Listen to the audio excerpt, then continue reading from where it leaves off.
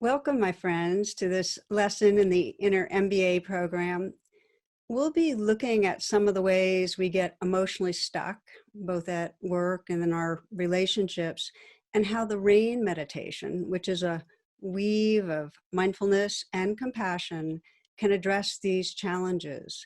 And so this session's intended to extend the brief intro that you got to RAIN in the mindfulness daily sequence.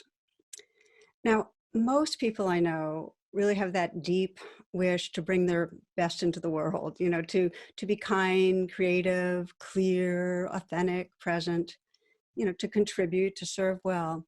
And unfortunately, many of us also chronically monitor and judge how we're doing. So it's captured by this little essay that if you can sit quietly after difficult news, if you can, during financial downturns, remain completely calm, if you can see your neighbors travel to fantastic places without a twinge of jealousy, if you can happily eat whatever's put on your plate and fall asleep after a day of running around without a drink or a pill, if you can find contentment just where you are probably a dog. So some of you might have found resonance because I'd say for myself over the decades with my students, my clients, and personally, perhaps the most pervasive suffering is really the undercurrent of falling short, that sense of personal failure, of being flawed in some way. And I call this insecurity about ourselves the trance of unworthiness. And it's a trance because many of you might be aware of how much you self-judge, but we often don't notice how much our fear of falling short is actually interfering with intimacy with others. It's getting in the way of real creativity. It's blocking our full intelligence. And we don't often see how that undercurrent of something's off with me or wrong with me actually prevents us from enjoying the moment.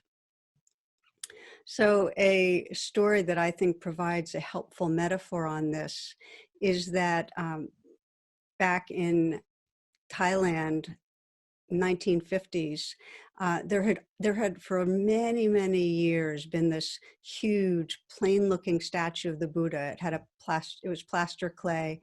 It had survived actually through centuries. But in the 1950s, there was a long dry season and cracks started being exposed. So the abbot of the monastery beamed a flashlight into the cracks, and what gleamed back at him was gold. And they undid the coverings of the statue and discovered it was the largest solid gold statue in all of Southeast Asia. And the monks believed that it was covered over to protect it through difficult times, through invading armies, much in the way that we cover over our innate purity, our awareness, our sensitivity, our heart, to protect us from difficult times, from challenging environments in our family or our culture. So the suffering is, it's natural to have coverings, but the suffering is we forget the gold. We forget that innate goodness in us, and we get identified with our personality and our defenses. And when our coverings are charged by fear, by self-judgment, by blame, they become really confining. They distance us from ourselves and each other. And you can see this in current brain science, that fear and shame, they shut down our learning centers in the prefrontal cortex. They lessen creativity and empathy and compassion. So when we go into this trance, it's like being in a dream. We're cut off from a fuller reality. And feeling unworthy and down on ourselves and feeling contracted can last for days and for decades. It can really shape the way we move through life. There's a palliative caregiver. She said that she had been with thousands, tens of thousands actually, people as they were dying. And she said, the greatest regret of the dying was I didn't live true to myself. I lived according to others' expectations, and I lived according to my own self-judgments, but I wasn't at home with myself, living from my deepest capacity. So a key inquiry, and where we're going together in this session, is how do we bring a mindful, compassionate attention to the places where we get stuck, where we get emotionally reactive? And I always get drawn by an image that Joseph Campbell presented. He described awareness as this great circle with a line going through it. And he said, everything above the line is in your awareness, and everything below the line is outside your awareness. And when we're stuck and when we're reactive, we're living from below the line. So the first step in waking up from this reactivity, this trance, is to realize we're below the line and be willing to pause. Pausing is key. I often bring to mind Viktor Frankl, who wrote that between the stimulus and the response, there is a space. And in that space is our power and our freedom.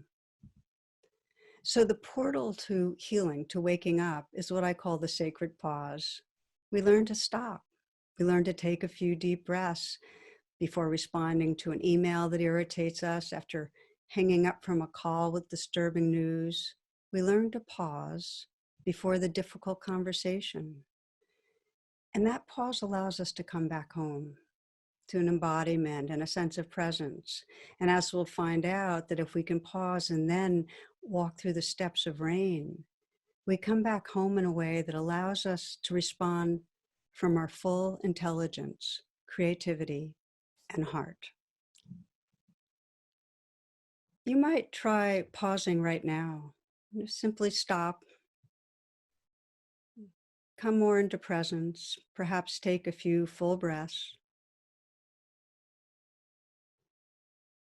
And just let your attention deepen right here.